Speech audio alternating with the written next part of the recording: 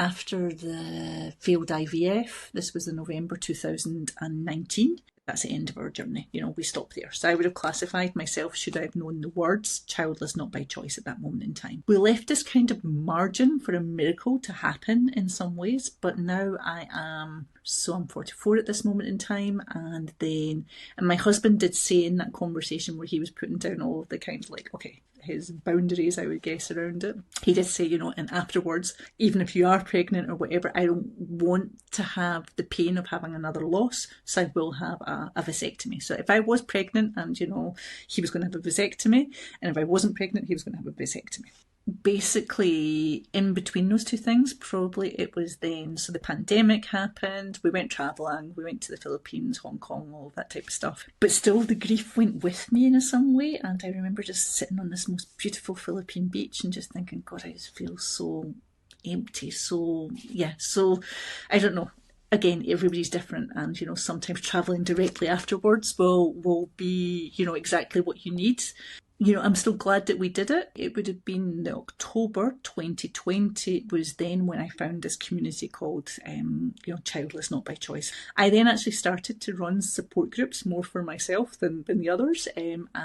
So I was already classifying myself as childless not by choice. So I was 46. Basically, my husband said that he was going to have the vasectomy, and I went crashing back down in the grief again. So I felt like I'd kind of started to really trying to find support, and I had coaches and therapists and such likes, but they were all mothers and nobody really seemed to understand. And even I went to somebody who didn't have children, but they were child free by choice. So when I met other people like me, and started to hey, let's just do a Zoom call, whatever, and chat around this stuff and things, so I felt like I went through quite a bit of that healing, and then when my husband then said, no, I need to do this, it's basically, it's making me, really worried that if you were to fall pregnant again and we were to go through all of that again, I just can't face it.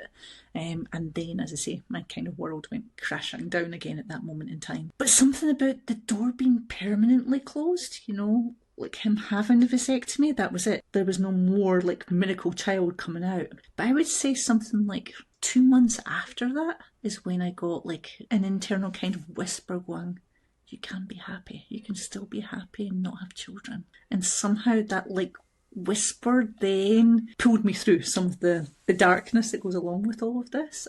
It takes some time to sort of believe that as well, because it's my whole goal, my whole life, since I was 4 years old, said that I wanted to become a mother, and this was such a huge part of my identity.